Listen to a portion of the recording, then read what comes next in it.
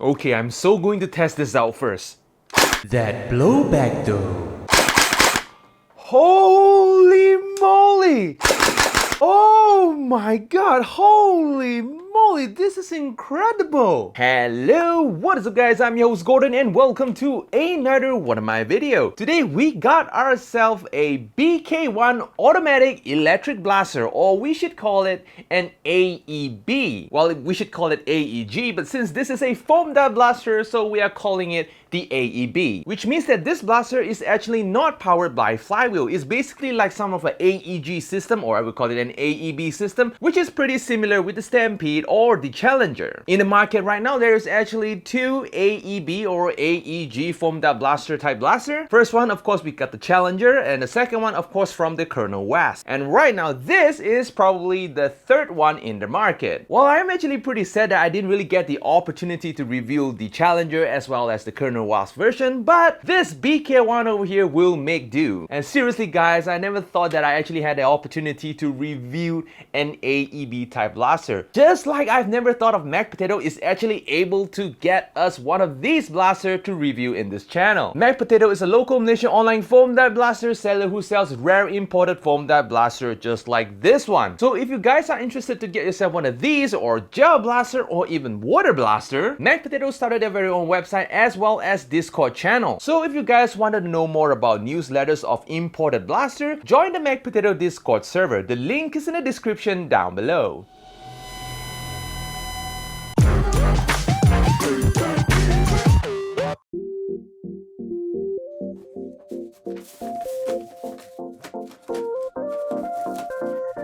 In the box, we got the blaster itself, a 12-round magazine, a buttstock, battery and charger, some extra 7.5 amp fuse, 20 half-length darts, an unjamming rod, safety goggle, and a manual. Let us first install the battery. Plug in the battery, put the battery into the buffer tube, and twist in the buffer tube in place. And this is how the blaster looks like with everything installed.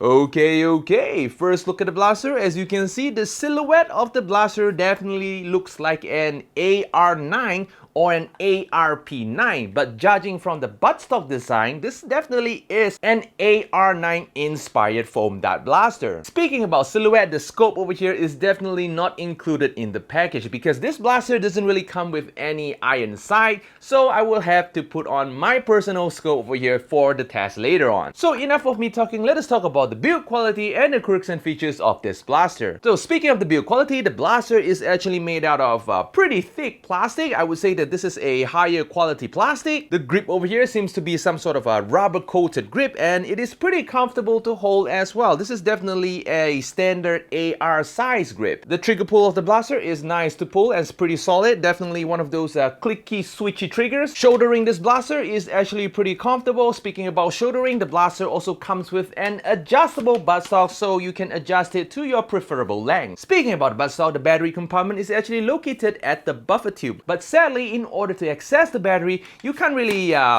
pull off the buttstock over here, which is pretty inconvenient. The only way that you can access the battery is to, remove the entire buffer tube entirely, which is sort of an inconvenience. Since the buffer tube is spinnable, which means that there is actually more adjustment to the buttstock. Maybe some people would prefer like a crooked buttstock just like so that they can do like these gangster aiming. Yeah, that's definitely an interesting option. We don't really have too much of a Picatinny rail on this blaster. There's only one roll of Picatinny rail on top of the blaster. The rest of it seems to be some sort of an M-lock system. Let's talk about the internals a little bit. The blaster comes with full metal gears. Yes, full metal gears. That's pretty sweet. And even the plunger is metal. But sadly, this blaster does not come with metal barrel, which is something that you can upgrade later on. In fact, because of the metal gears, so in theory, this blaster should be pretty modding friendly. Like, we don't really have to worry about stripping those gears because it is metal. We can swap to a stronger spring. Of course, doing that, we need to swap out the motor as well. Since the barrel is not metal, swapping out the barrel should be a good idea. Yeah, plenty of modding potential. And the weight of this blaster, Satisfyingly heavy for a toy? Now let us talk about the elephant in the room, the firing system of this blaster. But first, I will have to teach you guys how to operate this blaster. This blaster comes with 3 firing modes. We got the safety, we got the semi-auto, as well as the auto. If we actually take a look at the right hand side of the blaster over here, there is actually a tiny switch located at the top of the grip. According to the manual, pushing the button to the front is known as the default mode, and pushing the button to the back is called the pre-priming mode, which means that after you put the magazine into the blaster and you push the button to the back, it will actually pre-chamber 1 dart and pre-prime the spring. And of course, according to the manual, it will give you a smoother, better firing experience. So let us check out single fire and full auto.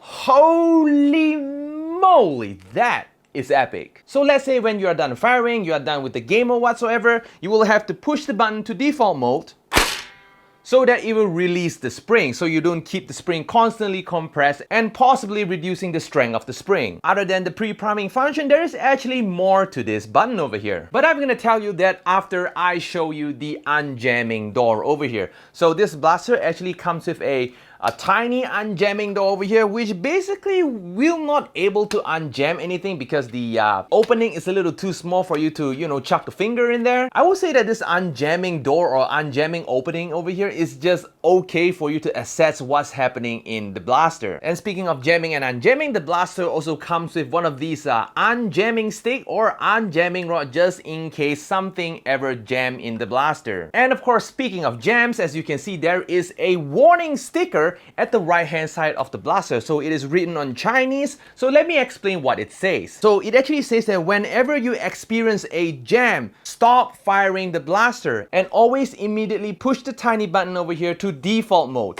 in order to prevent you from burning a fuse. Yes, this blaster actually comes with fuse. In fact, this blaster comes with extra 2 7.5 fuse over here. So I think the company pretty much predicted that, like most people who bought this blaster that doesn't really know how to read the warning letters over here might burn a fuse or two. So they actually provided 2 extra fuse. So let me summarize this a little bit. Whenever you experience a jam, do not fire the blaster anymore. In fact, you will immediately need to push the tiny button to default mode. After putting the tiny button to default mode, push the fire selector to full auto and then slowly click on the trigger.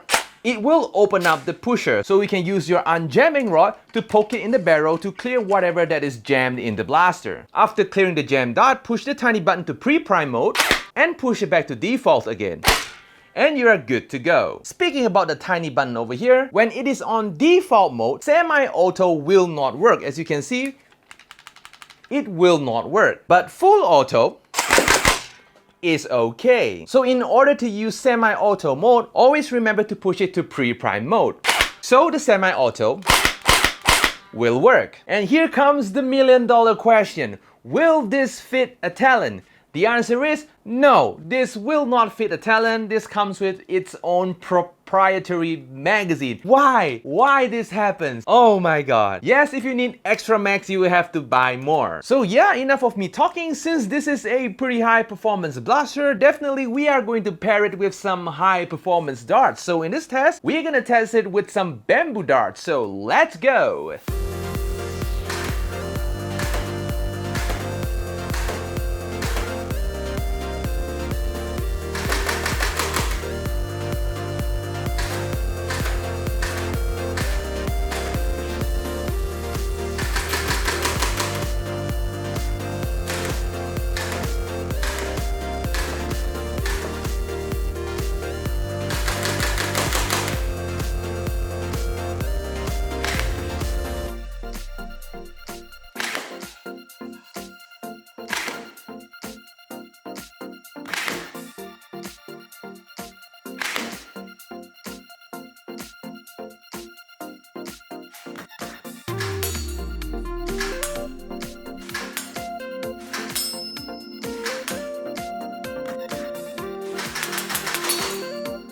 Okay, we are back. So the performance of this blaster is actually surprisingly good. The blaster can actually shoot from 123 FPS all the way to 131 FPS using bamboo darts, which is pretty sweet. The accuracy of this blaster, holy moly, in 10 meters you can definitely score a hit. It is actually pretty accurate. Speaking of accuracy, even in full auto, this blaster is still accurate despite the plastic barrel, and I was like, holy moly, that was amazing. Well, since the FPS is not that high, this is definitely a pretty suitable HVZ or CQB blaster. Operating this blaster, so far I did encounter some jams, which I have to clear those jams using this unjamming rod. So far throughout the testing, I think I shot about nearly 200 shots, and it actually jams like 2 times. So always remember to have one of these unjamming rod with you all the time if you decided to bring this blaster in a game or something like that. Other than that, this is actually a not bad blaster. The weight is nice, aesthetic is beautiful, definitely a really good looking blaster just in case you are one of those collectors. Hanging up on the wall definitely looks great. The accuracy of this blaster, nice. The rate of fire is not bad, very comfortable to shoulder, suitable for modders. It might jams once in a while, but overall I'm happy with the blaster. So yep, that's all today guys. Like this video for the YouTube algorithm, subscribe if you haven't already, and of course I'm going to see you in the next video.